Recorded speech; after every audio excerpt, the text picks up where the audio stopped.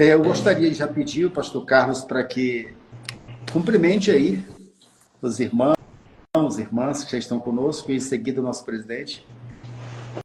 Amém. Quero cumprimentar o nosso presidente, pastor Darley Macedo, cumprimentá-lo, pastor Ezequiel, nosso vice-presidente, cumprimentar a todos os nossos internautas, irmãos, pastores, obreiros, amigos que já estão conosco nessa live. Deus abençoe a todos de modo muito especial, em nome de Jesus.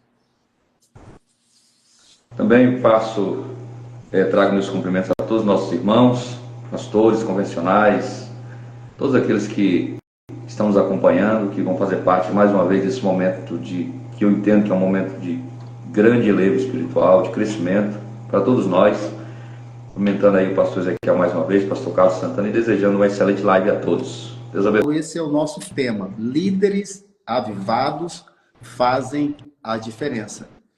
E eu já quero pedir ao pastor Carlos Santana para que leia o texto base que está em Atos dos Apóstolos, capítulo 4, versículo 31. Já deixa aí aberto a Bíblia para ler, porque nós não podemos dar início aqui à nossa live oficialmente sem orar. Se estamos falando de avivamento, existem pessoas que falam de avivamento e não oram, né? E não podemos cometer essa gafe, né? Estamos numa live falando de avivamento e esquecer de orar. Pastor Carlos, por bondade, o senhor vai fazer a oração introdutória e o presidente vai encerrar com a oração ao final. Amém. Então, quero convidar todos para nós orarmos, iniciarmos esse momento com essa oração que realmente é muito importante. Querido Pai Celestial, nós honramos o nome do Senhor. Agradecemos pela vida, agradecemos pela salvação, agradecemos pelo Espírito Santo que opera em nossas vidas, agradecemos por essa semana do avivamento e agradecemos pela oportunidade de estarmos aqui para a realização dessa live. Fique conosco, nós precisamos muito do Senhor para que esse momento seja edificante para todos nós. Em nome de Jesus. Amém. Amém. Glória a Deus. Então, mais uma vez, eu vou compartilhar aqui com algumas pessoas e você pega a setinha aí, ó, e faz esse compartilhamento. Vai nos ajudar muito, tá? Vai nos ajudar muito você entrar conosco aí.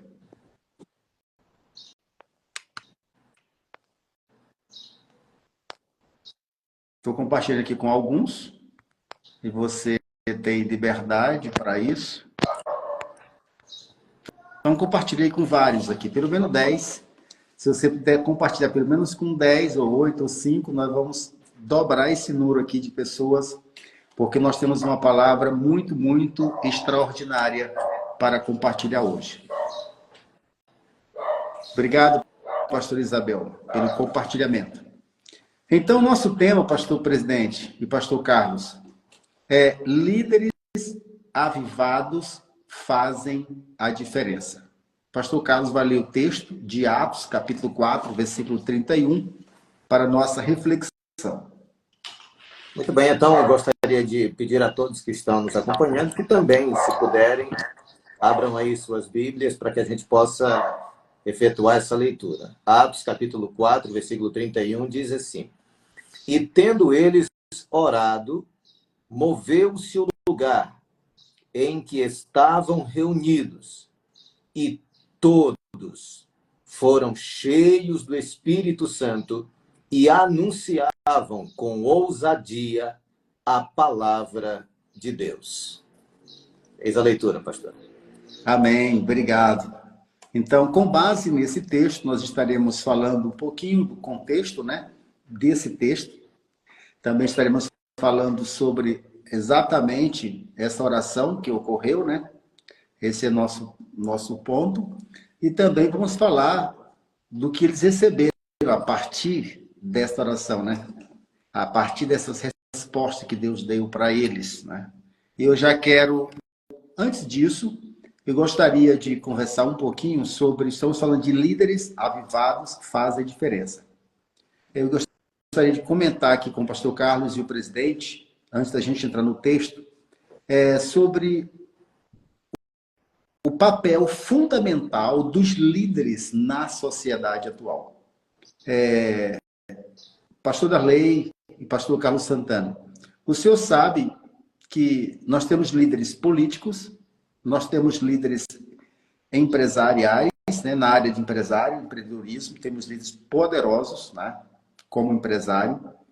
Também nós temos líderes na área da educação, mas temos líderes na área da religião. Temos líderes de todas as áreas. O líder político, ele tem um foco. O líder de educação, ele tem um foco. Né? O líder que trabalha na área empresarial, ele tem um foco. E o líder religioso, ele também deve ter um foco. Né? Deve ter a sua missão principal. Não vejo nenhum problema um líder religioso ser empresário. Não tem nenhum problema. Tá? Não tem nenhum problema. O problema é um líder religioso que preside uma organização, ele ir para a política. Seu político em si. Aí ele já vai ter dupla funcionalidade, né? Ele vai abrir mão de alguma coisa para ele mesmo ser o político, né? Mas o que eu quero dizer é que o líder, ele tem um papel fundamental na sociedade. Os senhores concordam que os líderes, eles têm um poder muito grande de influenciar as pessoas? Porque esse é o significado de liderança, é influenciar pessoas. Mas hoje, nós temos muitos influenciadores. E essas influências está trazendo talvez até prejuízo para a nossa sociedade. A minha pergunta é essa, dentro do nosso tema, né? Na verdade, olhando para nós como os líderes cristãos, líder cristão, qual é a importância desse líder cristão ter uma vida avivada, né? Qual seria? O que vocês podem contribuir? Importância de um líder cristão ter uma vida avivada. Porque se ele é um líder de influenciar, e essa influência pode mudar alguém, pode mudar os rumos de alguém, e se esse líder não for um líder avivado aos padrão bíblico, essa influência vai trazer prejuízo. Vocês concordam, né? Sim. Eu queria, para a gente dar essa introdução, a importância de o líder estar avivado. Pastor Carlos. A liderança é um fator preponderante em qualquer área de atuação. E a liderança cristã, ela tem um papel muito importante, porque trata das questões espirituais, que são eternas, né? As questões espirituais são eternas. E o líder cristão precisa influenciar não apenas com os seus próprios recursos, com a capacidade que vem dele mesmo, ou com o seu próprio conhecimento. Esse líder cristão, ele deve capacitar, ou melhor, ele deve levar as pessoas à ação, ele deve influenciar as pessoas por meio do poder do Espírito Santo, que é um agente capacitador, mas é também o agente que faz com que o homem e a mulher de Deus possam estar debaixo da autoridade de Deus e da influência do Senhor. Porque antes de influenciarmos, nós precisamos ser influenciados. Nós precisamos ser influenciados por Deus, precisamos ser influenciados pelo Espírito Santo, para que a nossa influência seja uma influência saudável e venha contribuir devidamente para o crescimento espiritual da igreja, para o desenvolvimento da obra do Senhor e, portanto, para a expansão do reino. Daí a importância do líder espiritual estar avivado, ou seja, estar sob a influência e sob a capacitação do Espírito Santo. Sua influência será uma verdadeira influência espiritual e levará a igreja, os liderados, a também serem influenciados por Deus. Obrigado, pastor. Certíssimo, concordo plenamente. Já passo para o presidente, só quero só dar mais um adendo aqui. Hoje, por exemplo, se a gente vê quem é o líder que mais influencia os jovens hoje no Brasil, né? Aí a gente vai observar. Neymar, por exemplo? Quem é o outro, né? Ele Então, se você observar, é que as pessoas ficam procurando. Não, é ele que é meu ídolo, ele que é o cara que eu admiro, é a Anitta, é a Madonna, é... Você entende? Porque eles fazem o papel deles tão bem feito que causa impacto. Causa impacto. E por que antigamente, no meu tempo, não, eu quero pregar como Gesiel Gomes, eu quero pregar como Napoleão Falcão, como Gilmar Santos, né? Era, era esses líderes que a gente tinha, né? Que esses homens, e eles conseguiram impactar a geração deles. Conseguiram, né? Aí, faltando, antes que eu passar para o presidente, eu me lembrando aqui de William Seymour, um homem descendente de escravo, um homem negro, um homem pobre, mas o William Seymour, ele não tinha direito de participar da escola, não tinha direito de entrar em lugar nenhum porque era negro, mas ele começou orando 5 horas por dia, depois 7 horas por dia, e ele impactou o mundo, né? Da forma certa. Da forma certa. Então, presidente, o que você pode nos ajudar aí com a importância de um líder, né, estar avivado para que impacte a sua geração? E um acidentezinho aqui, para o celular pulando no pedestal. Perdão a todos. Pastor Ezequiel, o seu comentário ele foi bem amplo, e para combinar na pergunta, o senhor falou sobre foco, liderança com foco, quem é um líder político, o seu foco deve ser na política, né? Quem é um líder religioso, o seu foco deve ser religioso. Isso é importante porque isso é um princípio estabelecido pelo próprio Deus, né? Como o senhor bem disse, não é proibido alguém que é um pastor, que é um líder, ter o seu negócio à parte, ter a sua empresa, seu empreendimento, desde que aquilo não venha tirar dele a capacidade de dirigir o povo com excelência, né? Ele pode tocar paralelamente, porque em tudo vai contribuir, né? Quem tem um meio de subsistência paralelo, principalmente nos dias que nós estamos vivendo, em tudo contribui. Mas, de fato, o foco primordial dele deve ser guiar o povo em direção aos céus. E é interessante porque, eu olhando para Moisés e para Arão, a gente percebe que Deus estabelece Moisés como um líder libertador e aquele que iria conduzir o povo pela jornada, e aquele também que iria legislar, né? Receber as leis de Deus e declarar a lei ao povo, instruir o povo sobre a lei, as ordenanças, né? Os ritos, tudo isso Deus entregou para Moisés. Mas Deus não entregou para Moisés a liderança do culto. É interessante que Moisés não recebeu a liderança do culto. E olha que ele tinha maior político, né? Não entendi? Ele era o líder político, né? Não é? Então, e ele tinha mais intimidade com Deus pela lógica dos fatos bíblicos do que Arão. Era ele que conversava com Deus face a face. Mesmo assim, a direção do culto ficou com seu irmão Arão.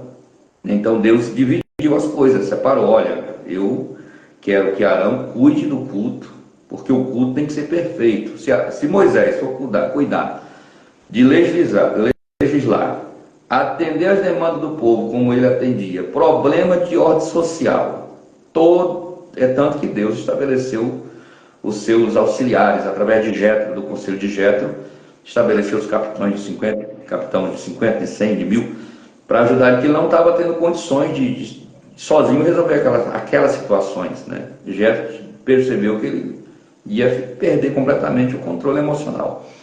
Então é importante a gente entender isso, que é um princípio do próprio Deus, né? Deus escolhe Moisés. Arão não teve as experiências sobrenaturais que Moisés teve. Moisés era para ser o cara na liderança religiosa. Era para ser, se fosse hoje, era um fenômeno mundial, como um líder religioso, né? Mas Deus disse, não. Quem vai ser? Deus disse, eu escolhi Arão e seus filhos.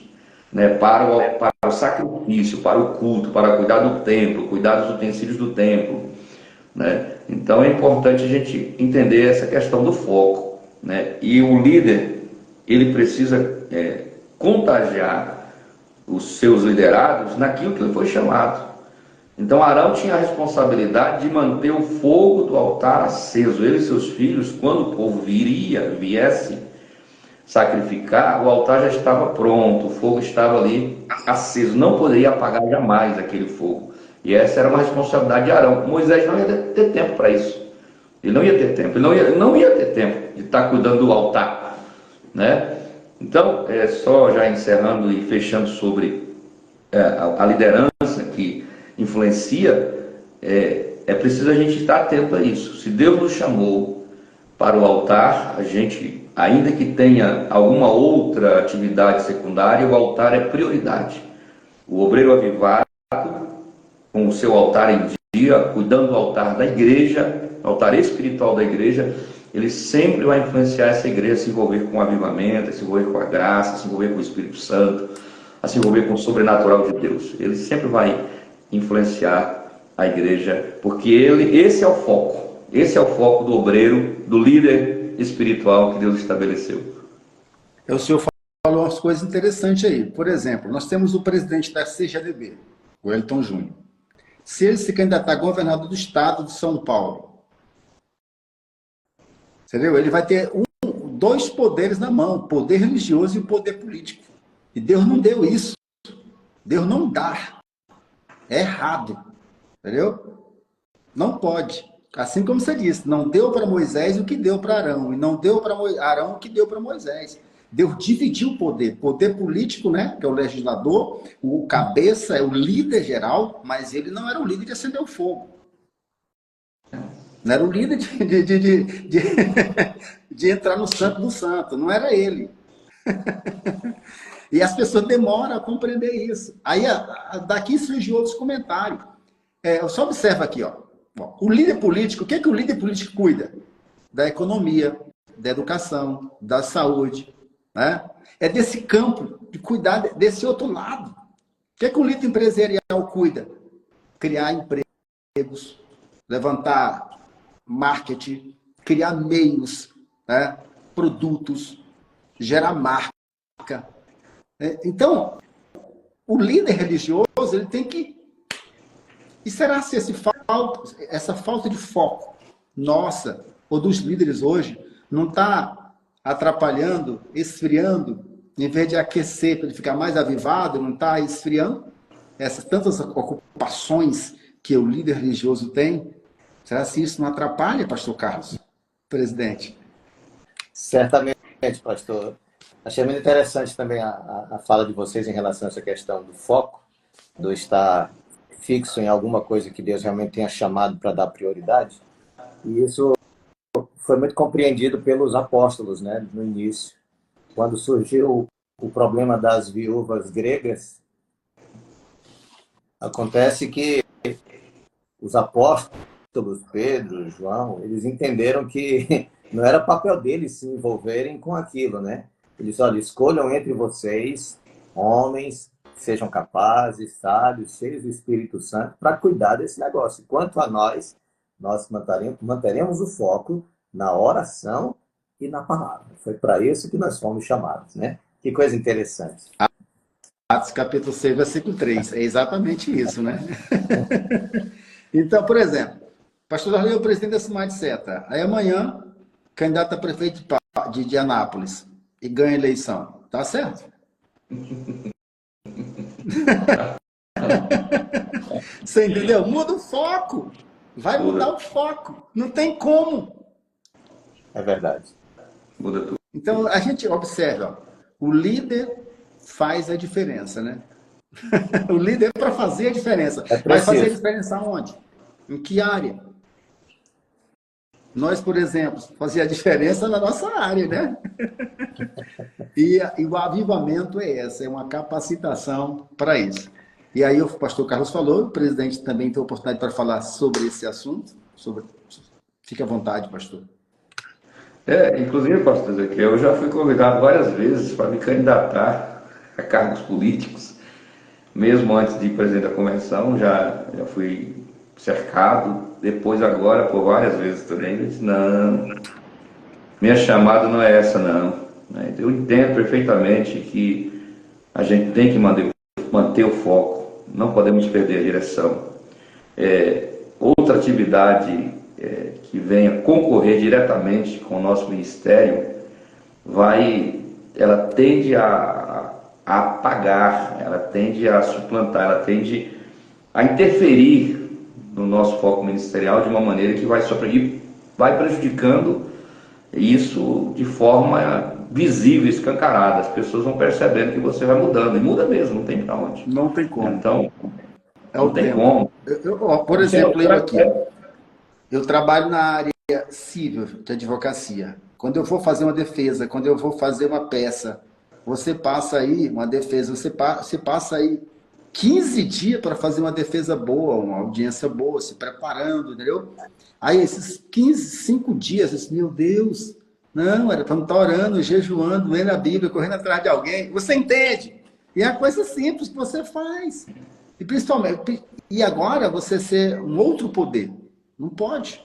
Olha o que está acontecendo na Comadesa. O presidente é um homem bom, um homem íntegro. Mas o Ministério Público fez o quê? Está entrando dentro da própria igreja, dentro da própria convenção.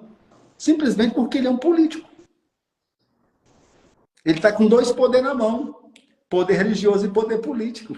E é porque não é executivo, é legislativo, é mais maneiro. Certo? Não é executivo. Se fosse executivo, pior ainda. Então, líderes avivados fazem a diferença. Mas fazer a diferença em que área? Né? Na nossa. Na nossa área. Eu cortei a sua fala, pastor. Pode concluir para a gente prosseguir aqui. Pastor Carlos, ia falando, pastor Carlos. Com relação a mim? Não, era o presidente. Ele não concluiu o raciocínio, eu cortei a fala dele. Não, tá tranquilo, pastor Zé. Eu acho que o raciocínio está bem entendido, que o líder tem que ter, para ele influenciar, para ele ter essa capacidade de influenciar, ele tem que se dedicar ao que ele faz, senão ele vai perder o crédito, a verdade é isso. Se ele não se dedicar e convencer o seu liderado de que ele realmente é um líder que ama o avivamento, não adianta ele falar de avivamento. Né? Fala de avivamento, mas não vive o avivamento, então não adianta. Tem que falar, tem que viver, tem que pregar o que vive e viver o que prega. Verdade. Então nós ficamos conscientes que a questão do foco e saber também que liderar é influenciar. Todos nós sabemos disso, que liderar é influenciar. Só que pelo padrão bíblico, a liderança cristã tem que influenciar pelo padrão bíblico, né? Influenciar positivamente, para a glória de Deus. Né? Para a glória de Deus.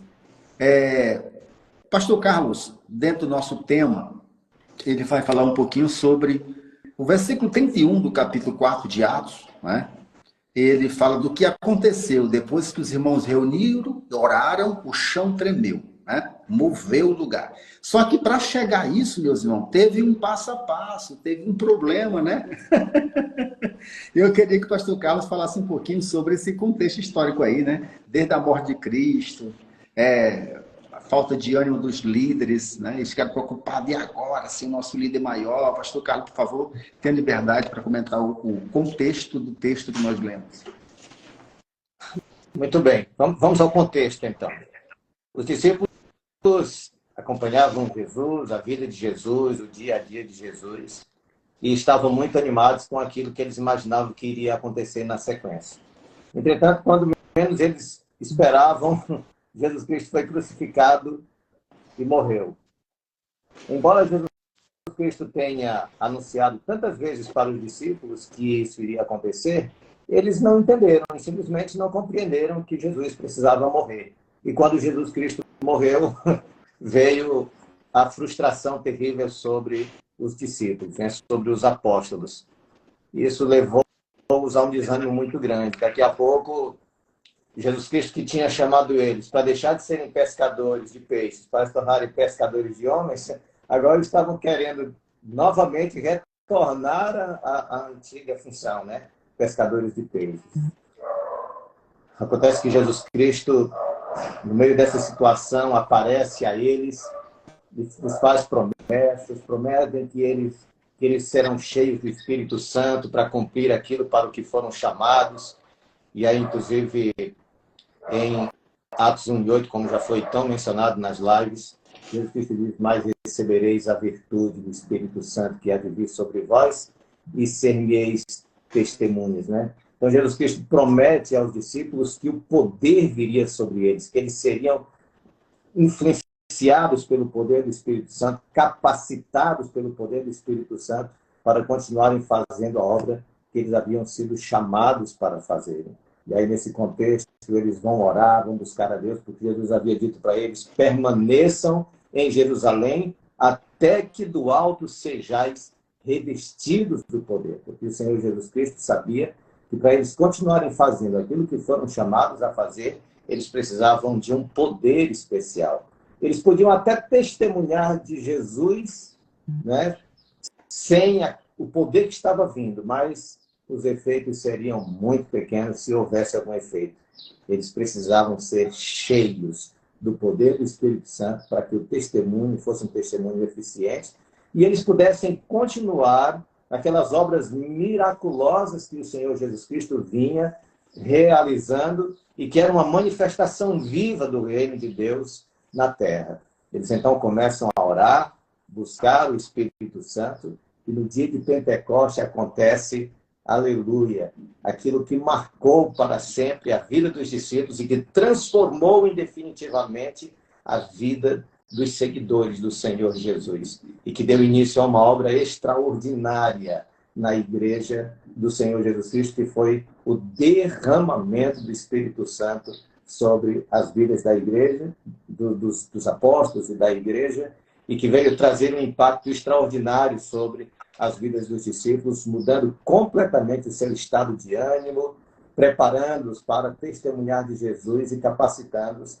para a realização das obras extraordinárias, né? E aí, a partir dessas obras extraordinárias, os problemas também começaram a acontecer, né? Porque a igreja começou a crescer, o volume daquilo que o Senhor Jesus estava fazendo por meio dos apóstolos foi crescendo também, chamando a atenção das autoridades, e aí os problemas começaram a existir, as perseguições vieram sobre os apóstolos e sobre... Então, pastor Carlos, só para dar uma adicionada em alguma coisa aí. Você falou um pouquinho do contexto histórico, então existe aí o antes e o depois na vida da liderança da igreja primitiva, né? O antes e o depois. O antes, exatamente. O antes do Pentecoste, desse mover, desse avivar, eles tinham um estilo de vida, né? Exatamente. Depois que eles foram impactados, eles também mudaram o estilo, eram outras pessoas, né? Tá nítida a diferença, né? Nítida. O antes e o depois da vida dos discípulos. E com o passo, como você acaba de chegar aí, essa nítida diferença, foi tão real a diferença na vida deles depois do Pentecoste, que os problemas, as trevas apareceram, né? Apareceram. É verdade. Vem a resistência, né? Então, presidente, cedendo para o senhor também compartilhar com a gente, então quer dizer que depois desse impacto na vida dos discípulos, depois que Pedro orou por aquele homem, o coxo foi curado, eles foram presos, né? Lá está no contexto, né? Do capítulo 4. Aí que eu quero dizer, quer dizer que o homem avivado, a liderança avivada, ele tem inimigos? Vai surgir, meu pastor, porque, ora, o fator da prisão não foi propriamente a questão da cura, mas a mensagem pregada após a cura do homem, né? E na mensagem pregada, Pedro falou muito sobre ressurreição. E a doutrina que Pedro estava ensinando confrontava com a doutrina que os saduceus, os demais líderes da época pregavam. Eles não acreditavam em ressurreição, né? Aí juntou uma coisa com a outra, porque o milagre juntou a multidão, chamou a atenção. O milagre chamou a atenção. Só naquele dia foram quase 5.000 pessoas que se converteram. Então, vai surgir os levantes, né? Vai surgir os inimigos, não é que a gente cultiva inimigos, mas os inimigos vão surgir pela divergência, né? Por não concordar com o que pregamos, né? Então, de fato, eles foram presos, inclusive quem veio buscar eles foi o capitão do templo, né? É uma prisão religiosa, inclusive, né? É uma prisão de cunho religioso. Os sacerdotes tinham muito poder, né? Na verdade, mudou muito, né, pastor? Eu estava falando agora há pouco sobre Arão. Arão não tinha esse poder de polícia, né? Já na época dos apóstolos, os sacerdotes tinham uma guarda, tinham um poder de mandar. Jesus foi preso pela guarda do templo, né? Os guardas do templo que prenderam Jesus. As coisas mudaram muito. Então, olha só, os apóstolos Pedro e João também da mesma forma foram presos, porque confrontaram com a doutrina pregada pelo judaísmo, né? pelo templo da época. E aí surgiu essa prisão. Presidente, Né? só dá uma pausa aí, porque vai surgindo aqui uns flashes, né? Então quer dizer que essa pregação flexível, essa pregação, entendeu? Que está acontecendo hoje, muito light, é falta de avivamento do pregador? Com certeza. Porque o que causou a perseguição foi a pregação deles. Aquela pregação, né? Então quer dizer que se a pessoa for buscar esse avivamento, buscar essa direção de Deus, ele vai entrar em choque, não vai? Com a sociedade hoje, com a pregação? Entra. Inclusive na época, o que dava mais choque, pastor Ezequiel, era que quem foi que levou Jesus, né, para Pilatos, e quem pediu a condenação da morte de Jesus? E agora, alguém surgir pregando nas ruas de Jerusalém que Jesus ressuscitou dos mortos, era uma afronta das maiores para eles, né? Então, e além de pregar que Jesus ressuscitou dos mortos, quem cresce nele também ressuscitaria dos mortos. Então, e essa mensagem, em conjunto com a mensagem de arrependimento, uma mensagem diferenciada do que se era pregado, né, pelo judaísmo, foi causando um alvoroço e levou esses homens à prisão. E como o senhor disse, pregar a mensagem com clareza, como ela é, bíblica como ela é, vai trazer consequências, e a gente tem que estar preparado para isso. A igreja sempre viveu assim. A igreja avivada sempre foi perseguida, é fato. O líder avivado sempre foi perseguido. E a gente tem que estar preparado para isso. Isso é fato. Daniel Berg e Gunnar Vingre, quando eles pregaram a mensagem avivada, lá no porão daquela igreja, lá em Belém, eles foram expulsos. Seymour também, quando ele pregou a mensagem, falando em estranha, naquela igreja lá na Rua Azusa, ele foi expulso. Então vocês acham, pastor Carlos, presidente, que nós estamos caminhando para esse caminho? Estamos em direção a esse caminho? Né? Se a gente for começar a pregar uma mensagem avivada, com os dons, com cura, com milagre, a gente corre o risco de ser preso logo, logo. Pastor Ezequiel, é muito interessante. Esse é um ponto de vista que é bem interessante. A gente precisa focar nisso, a gente precisa pensar nisso. Observe que as mensagens que se pregam hoje são mensagens que são muito bem recebidas. Não, na realidade, são muito bem recebidas. São muito abraçadas. Ao longo da história, a gente vê que os grandes profetas de Deus, os grandes ministros de Deus, quando falavam a palavra de Deus, eles eram rejeitados. A palavra era rejeitada. Porque eram palavras que confrontavam, as mensagens confrontavam as pessoas. E as pessoas não gostam de ser confrontadas, né? As pessoas têm dificuldade de serem confrontadas pela verdadeira mensagem do Evangelho. E eu não consigo ver uma pregação do Evangelho que não confronte o pecador, que não confronte o homem, que não convide o homem ao arrependimento, que não procure levar o homem a realmente se humilhar, estar diante de Deus, sabe, em humilhação, com arrependimento. Não vejo uma mensagem do Evangelho que não conduza a isso. Então, as pregações light são muito aplaudidas. Tem gente que paga ingresso para ir assistir, né? Exatamente. Mas as pregações de João Batista ninguém quer nem ver. É verdade. Meu Deus do céu. Esses dias um grande líder do nosso país estava aniversariando e perguntaram para ele o que ele gostaria de receber como presente no aniversário. Ele disse que era vinho. Vinho.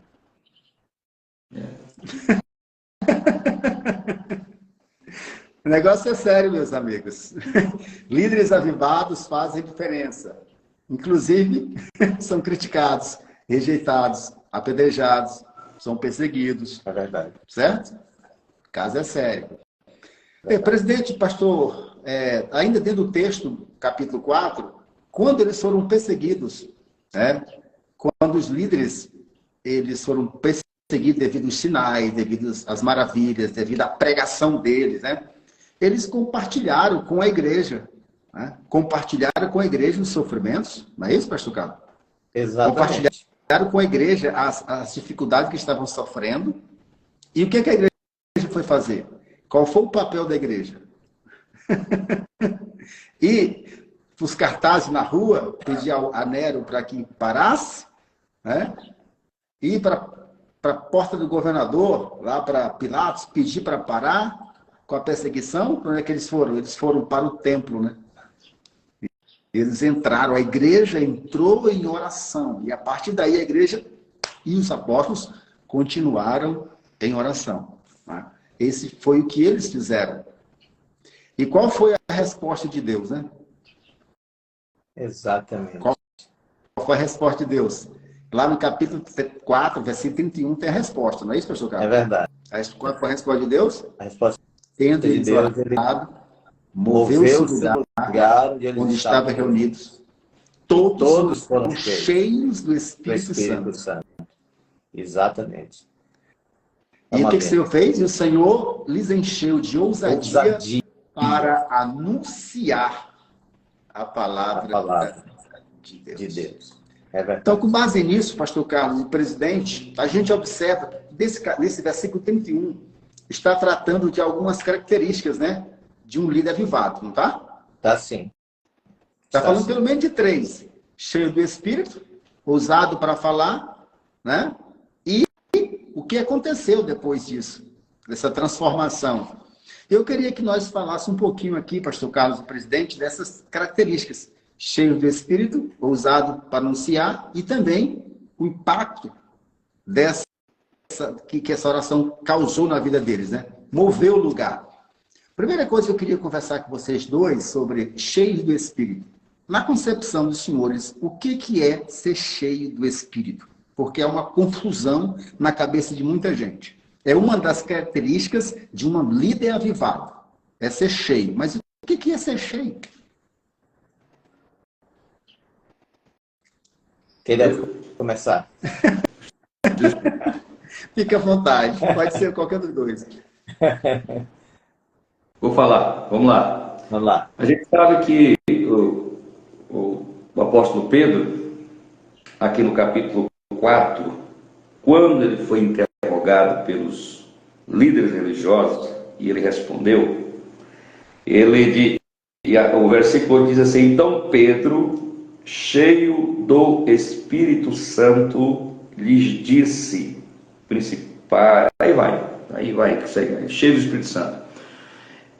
Esse enchimento, ele faz parte daquele compromisso, daquela promessa que Jesus fez, da virtude do Espírito Santo, né? A ousadia. Então, nesse momento, o Pedro que está falando, ele está sendo um instrumento de Deus, é o Espírito Santo que está atuando na vida dele, para ele ter coragem, uma coragem sobrenatural, inclusive, porque ele sabe que está diante de pessoas que podem ceifar a sua vida, podem mantê-lo preso, né, para sempre, matá-lo, porque já o histórico já tinha matado o seu líder. Ele sabia do risco que ele correria, e ele só poderia enfrentar aquela situação com uma mensagem firme, contundente, defendendo os seus ideais, a sua visão, defendendo aquilo que ele cria, com o auxílio sobrenatural. Então, a presença do Espírito Santo na vida dele, conduzindo ele, direcionando ele, dando palavra ousada, palavras poderosas, tanto que os líderes ficaram até sem saber o que fazer, né, diante da ousadia. E diz o texto, pastor Pedro, que no pastor Ezequiel, pastor Carlos, no versículo 13, que então eles, vendo a ousadia de Pedro e João, e eles foram informados, esses homens são homens sem letras, são indoutos, né? Então eles se maravilharam, olha só. Então, uma situação dessa é só pela ação direta do Espírito Santo, né? Então, estar cheio do Espírito Santo está sendo usado pelo Espírito Santo de forma plena. É o Espírito Santo que vai te conduzir. Quando a gente deixa Deus agir na vida da gente para que a obra seja realizada com verdade mesmo, conforme os padrões que Deus estabeleceu para a igreja. A igreja não pode ter medo de pregar a palavra. O pastor, o líder, não pode ter medo de pregar a palavra. E ele precisa entender que o que Jesus disse, que quando pedirem a vocês a razão da vossa esperança, né? Quando vocês forem interrogados nos tribunais, não se preocupem. Não se preocupem com o que vocês vão responder. O Espírito Santo é quem vai falar por vocês, vai colocar a palavra na boca de vocês. Então, você cheio do Espírito Santo é estar em íntima comunhão com Deus, né? É ser um instrumento que Deus vai usar, que não tem nenhum impedimento para Deus usar. No caso aqui de Pedro, eles estavam em uma comunhão extraordinária, saindo do avivamento, do momento extraordinário do Pentecostes. Então, eles estavam plenamente à disposição do Espírito Santo. Então, ser cheio do Espírito Santo é se deixar ser conduzido por Deus em tudo, né? E aí, presidente, você falou uma coisa forte. É igual entender o que Paulo diz: não vos embriagueis com vinho, né? Porque a pessoa embriagada, o vinho domina, né? Mas enchei-vos do Espírito. Quem está cheio do Espírito é dominado, é dirigido, é guiado, não é isso? É isso que você quer dizer. Isso. Perfeito. Você não tem controle, né? Você não faz o que você quer. É isso aí. Tudo bem. Pastor Carlos, o que você pode nos ajudar mais alguma coisa aí? Pastor, o ser cheio do Espírito Santo é uma condição espiritual que leva o indivíduo a ser influenciado e capacitado pelo Espírito Santo. Então, ser cheio do Espírito Santo é ser influenciado por ele e capacitado por ele. Ao longo da Bíblia, você vai ver que uma pessoa cheia do Espírito Santo, ela tem o seu caráter transformado pelo Senhor. Uma pessoa cheia do Espírito Santo, não adianta, ela vai ter a sua vida transformada pelo Senhor. É uma pessoa que se submete a Deus, que se submete às orientações e às leis do Senhor, né? Então, são pessoas que são movidas a uma busca de Deus, porque o Espírito de Deus leva o homem a ter fome de Deus, né? O salmista dizia lá no Salmo 63, Deus, Tu és o meu Deus, eu te buscarei ansiosamente, né? Ele até diz no decorrer do Salmo, de madrugada te buscarei. Ele diz, a minha alma tem sede de ti.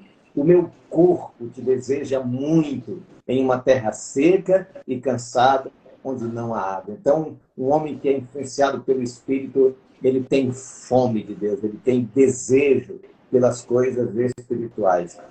Agora, a gente percebe no contexto do livro de Atos que o ser cheio do Espírito Santo é exatamente o ser capacitado de uma forma poderosa para cumprir a missão de testemunhar. Porque quando Jesus Cristo disse, ide, pregai o evangelho a toda criatura, ele disse, olha, aqueles que crerem falarão novas línguas, pegarão serpentes, se beberem alguma coisa mortífera, não lhes fará dano algum, porão as mãos sobre os enfermos e os curarão. Lembro também que o Senhor Jesus Cristo disse, olha, o Espírito do Senhor Jeová é sobre mim, porque o Senhor me ungiu. Aí ele disse para libertar os cativos, para dar vista aos cegos, né? Jesus Cristo, quando comissiona os apóstolos para irem pregar, ele diz, olha, vão e preguem a minha palavra. Mas onde vocês chegarem, curem os enfermos, purifiquem os leprosos, ressuscitem os mortos, né? Ele diz, de graça recebestes, de graça dai. Então, a capacitação do Espírito Santo, o ser cheio do Espírito Santo no livro de Atos, é realmente ter esse poder extraordinário para pregar o Evangelho com autoridade e a demonstração dos sinais. E é por isso que Jesus Cristo disse, recebereis a virtude do Espírito Santo que há de vir sobre vós e ser-me-eis testemunhas. Glória a Deus, é isso aí. Ali é onde a gente vê que no livro de Atos, esses apóstolos são levados à realização de coisas extraordinárias. Chega um momento que as pessoas vêm dos lugares circunvizinhos procurando Pedro. Pedro vai passando na rua e eles querem que pelo menos a sombra de Pedro os cubra para que eles sejam curados, né? Porque havia a autoridade de Deus sobre as vidas desses homens. Certíssimo, pastor Carlos. É exatamente. Eu gostaria só de... Presidente, você pode ler para nós Atos 6:3 e versículo 8. A Elinara Santos diz assim, a pessoa cheia do Espírito Santo também tem uma visão completa do mundo e da vida. É isso, Elinara. A concepção espiritual muda. Atos 6:3. Presidente, lê aí. Pastor Carlos já citou esse texto. A gente vai ler de novo, só para a gente... Versículo 3 do Atos 6. Escolhei, pois, irmãos, dentre vós, 7 varões de boa reputação, cheios do Espírito Santo e de sabedoria, os quais constituamos sobre esse importante negócio. Você vê aí, presidente, tem 3 qualidades boa reputação, né? E lá embaixo, sabedoria, que a reputação é a fama boa diante dos homens. Sabedoria é a capacidade de fazer. Mas aí tem a terceira, que é cheio do Espírito, né? Então, o líder, ele pode ter uma boa integridade, uma boa sabedoria, uma boa integridade, um bom nome. E também pode ter capacidade para fazer. Essa questão de saber fazer. Mas se não tiver esse enchimento, vai ter dificuldade para fazer. Olha o versículo 8 aí, para a gente entender mais ou menos o que é esse ser cheio. Porque algumas pessoas dizem, né? Que a pessoa... Tem pessoas que não é batizada do Espírito Santo, mas é cheia do Espírito. Já vi gente dizer assim, né? Versículo 8. Aí a gente fica preocupado, né? Olha o versículo 8, presente. E Estevão, cheio de fé e de poder, fazia prodígios e grandes sinais entre o povo. Então você observa que a fé qualquer um pode ter. Agora, Estevão não tinha só fé, ele estava cheio de fé, mas ele estava cheio de poder. Então, esse cheio aí não tem para onde a gente correr, não. Isso aí é o que o presidente diz. É aquela virtude que desceu sobre eles. É a virtude do Espírito Santo. Não temos para onde correr. É ser cheio. Então, partindo para o final aqui, pastor Darley, pastor Carlos Santana, como é que a gente pode fazer uma aplicação prática na vida do líder? Como é que o líder pode colocar isso em prática? Né? Como é que ele pode colocar isso em prática, essa ousadia, esse ser cheio do Espírito, esse testemunho? Como é que ele pode colocar isso em prática? O pastor Carlos até pontuou, né? Já, que pelo menos 3 coisas a gente tem que fazer, né? Pelo menos 2. Pelo menos uma, né? Desenvolver uma vida de oração. E eu gostaria de pontuar, já falamos várias vezes, nós vamos encerrar nossa live falando disso aqui. Precisamos desenvolver uma vida de oração. Pastor Carlos e presidente, qual é o menor culto da igreja hoje? Menor. Sem dúvida é o culto de oração. Sem dúvida. Existe uma outra maneira mais fácil para a gente se encher do Espírito fora da oração? Podem me ajudar? Me ajuda aí. Eu passo a palavra para vocês dois. Eu não vejo, pastor Ezequiel, pastor Carlos Santana, todos os nossos internatos, eu não vejo outra maneira. Até porque Jesus é o maior exemplo, né? Não foi, é o maior exemplo disso. eu pergunto, qual a necessidade de Jesus, tendo uma natureza divina, qual a necessidade que ele tinha de orar? Tendo ele a natureza divina, né? Então ele deixou exemplo, né? Principalmente ali no Getsemane, que foi um momento terrível, os discípulos muito cansados, não conseguiram orar com ele, e ele orando e buscando força para enfrentar o que viria pela frente, né? Então, a oração é o principal meio da gente buscar esse enchimento, esse renovo, ser um líder avivado. Não tem outro meio. Todos os nossos líderes, todos os nossos pastores aqui, os nossos pioneiros, têm uma história de oração. Foram homens que se debruçaram na palavra, homens que se dedicaram à sua liderança, guiar o povo, conduzir o povo, mas quando você vai olhar o histórico deles de comunhão, de oração, é extraordinário, extraordinário. Então não tem outro meio, isso aí é uma característica que nós não podemos perder. De fato, a Assembleia de Deus no Brasil, os líderes da Assembleia de Deus no Brasil, nós, liderança, né? Nós, falo nós, temos errado e pecado muito nesse fator, pecado muito.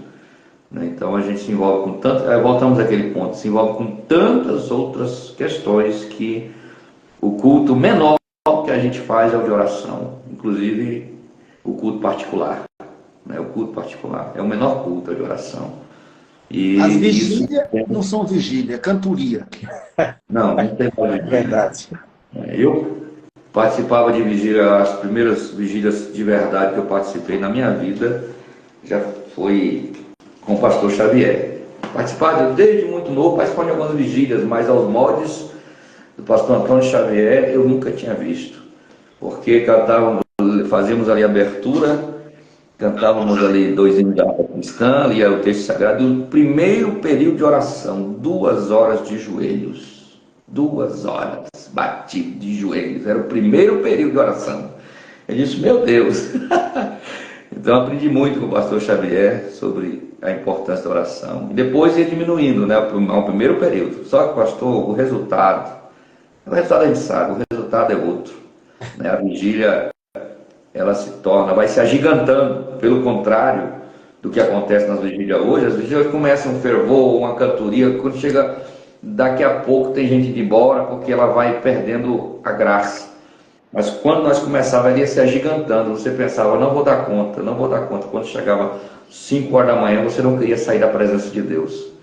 Você tinha que sair 6 horas da manhã, porque tudo tem ordem, mas quando chegava 6 horas da manhã, você ia para casa jubilando, de tanta alegria, tanto gosto, tanto regozijo. Então, infelizmente, nosso menor culto é o culto de oração, e a gente precisa reabilitar esse culto de novo. E vai ser um desafio dos maiores para nós conseguir voltar a ser como éramos há alguns anos atrás. Mas vamos conseguir, em nome de Jesus. Isso é avivamento, pastor Ezequiel. Pastor Isso Carlos, é avivamento. diga para nós aí o outro caminho. Fora a oração para a gente ser cheio, tem? Pastor, Diga-me, que eu quero aprender. pastor, é complicado. Um líder cristão que não ora, pastor, não pode ter poder na vida. E o líder cristão que não ora não pode ter uma revelação especial vindo da parte de Deus. Eu olho muito para a vida de Moisés. Moisés, ele sobe ao monte, a primeira vez que ele passa 40 dias no monte, ele vem de lá trazendo as tábuas da lei. Vem trazendo uma revelação extraordinária de Deus para o povo. Aí vai lá mais um período de tempo em oração na presença de Deus. Volta lá com a visão inteira do tabernáculo, de toda a visão de como deveria ser feito, quem faria, os materiais que deveriam ser feitos, né? E volta com uma autoridade extraordinária, o rosto vem brilhando. Então, quando o líder cristão ora, Deus se revela a ele, Deus dá os caminhos e as coisas extraordinárias acontecem. O trabalho flui, a obra do Senhor se desenvolve, as pessoas à sua volta são alcançadas pelo poder, né, que emana da sua vida. O meu cálice transborda, não é? Então, quando o nosso cálice transborda, então as pessoas que estão à nossa volta são alcançadas também. Então, o líder cristão não tem outro caminho, é orar. É claro que outras coisas podem ajudar nisso, mas eu acho que, fundamentalmente, o líder cristão deve orar. E como li uma palavra recentemente, orar até aprender a orar, né? Certíssimo. Só compartilhar com vocês aqui, eu escutando até no rádio uma palavra do Edir Macedo. Edir Macedo, escute. Uma pessoa perguntou para ele: bispo, eu não tenho vontade de orar. Como é que eu vou orar sem vontade? Eu não tenho desejo, eu não sinto. Aí o bispo respondeu: meu filho, eu também não sinto, não. Sinto vontade de orar, não sinto desejo, não sinto nada. Eu faço porque sou obrigado. Ou eu oro ou eu morro. Entendeu? Essa foi a resposta do Edir Macedo. Eu tirei o chapéu para ele. Porque se você for esperar ter vontade para orar, a carne não tem vontade de coisas espirituais. O homem natural não compreende as coisas do espírito. É verdade. A gente olhando a história dos grandes avivamentos, né? Grande avivamento. Anteontem à noite, eu ouvi uma mensagem que tem 97 anos. Já pensou? Um homem que começou um avivamento. Um homem. Ele começou orando. Orou 1 hora, 2 horas, 3 horas, 4 horas, 5 horas, 6 horas. E um dia foi para o meio do mato orar. Quando ele levantou, tinha 700 pessoas ao lado dele, no meio do mato. E aí depois ele foi examinar. Como é que eles chegaram lá? Não, uma voz falando: vai vir para cá, uma direção, um negócio. E aí começou o grande mover do século passado. Olha para Charles Finney, né? John Wright, David Wanchu. Olha aí para o próprio Seymour. Seymour orava 1 hora, depois 3, depois 5, depois 7. Então, meus amigos, não temos outro recurso. O líder que quer se manter avivado, é preciso colocar na agenda dele a oração. E o melhor horário de orar é agora, né? É agora. Não é para ontem. É verdade. É agora. Pastor Ezequiel. Nós chegamos ao final da nossa live, tá? Não há ousadia, pastor, aqui. É possível haver ousadia sem essa intervenção do Espírito? É possível? Não é. Não é. A ousadia que é exigida do líder cristão só é alcançada por meio da ação direta e poderosa do Espírito Santo. Pastor Carlos e presidente, eu lendo o livro Muito Mais Que Número, parece que Muito Mais Que Número, do pastor David Wanchu, perguntaram para ele: pastor Show, você é um homem de fé, você tem muita fé. Ele disse: epa, não tenho fé de nada. E o que é que você tem? Ousadia. E onde é que você acha? Não, no monte. Todo dia, 7 horas. Quando eu volto de lá, eu pego qualquer coisa pela mão. Então, quando ele estava pagando, quando ele queria pagar a cobertura do grande templo dele lá, você não sabe, né? Pagar a despesa da construção do grande templo. O que ele fez? Deus deu uma ideia para ele. Ele foi orar e Deus deu uma ideia para ele. Pedir para que todas as irmãs cortassem o cabelo e vendessem. Já pensou? E aí as mulheres todas da igreja dele cortaram o cabelo e venderam. E pagaram a dívida. Uma ideia que ele encontrou na oração. É fantástico. Então, eu quero o pastor que está aqui conosco, nós não temos outro caminho. Nós temos culto de ceia, temos culto de ensino, temos culto de campanha, temos culto do milagre, temos culto do avivamento, temos culto da criança, temos culto jovem, temos culto disso, da mulher, do homem, culto azul, culto rosa. Será que não está na hora da gente fazer o culto de oração? Só de oração?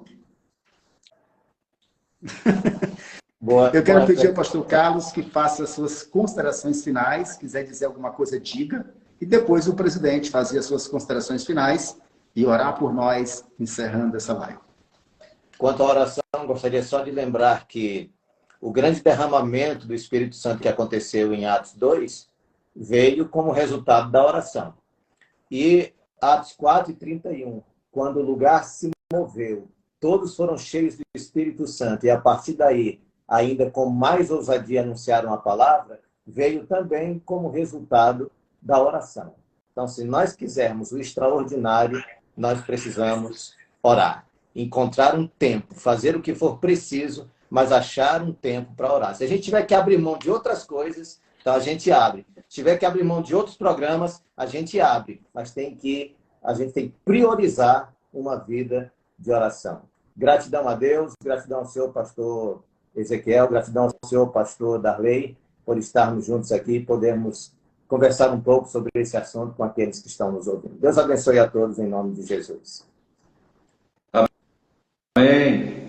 Lembrando, pastor Ezequiel, pastor Carlos Santana, nossos irmãos que nos acompanham, que sobre ser cheio do Espírito Santo, o quanto isso é importante, que mesmo antes do Espírito Santo vir para plenamente agir na nossa vida, quando Jesus enviava os discípulos em missões, ele soprava sobre eles e dizia: receba o Espírito Santo.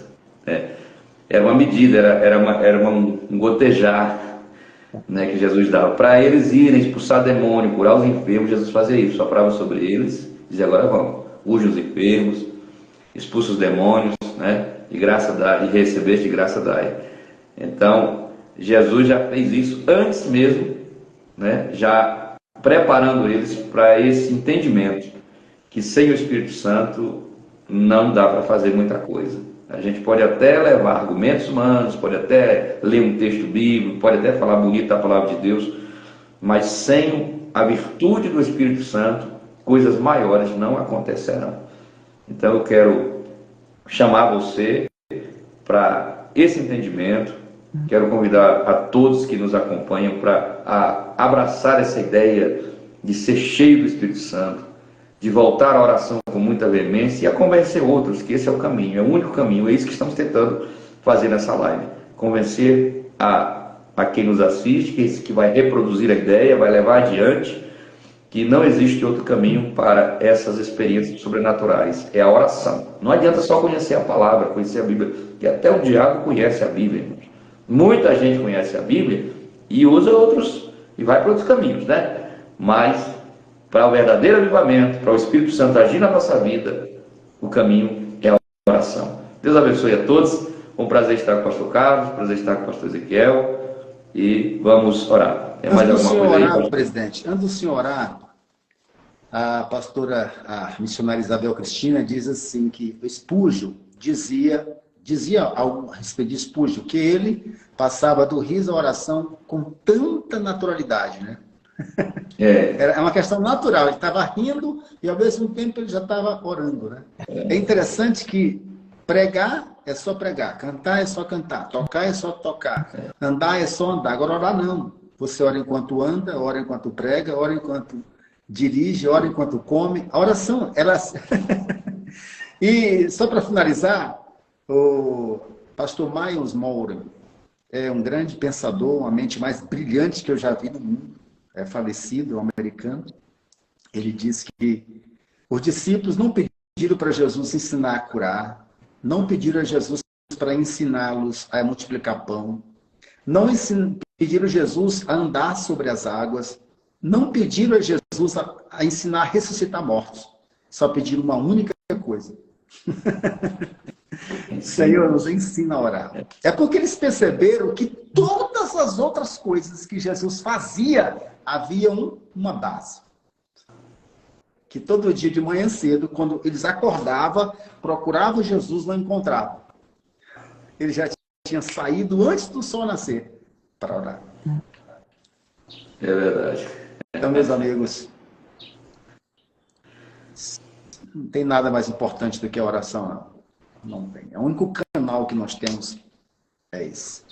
Então, presidente, ore em nome de Jesus. Vamos orar, lembrando que um dos mais extraordinários milagres que Jesus realizou, antes do milagre ele orou, que foi a ressurreição de Lázaro. Algo extraordinário, porque era algo que era inconcebível daquele homem ressuscitar, daquele homem ver a vida. Ninguém acreditaria.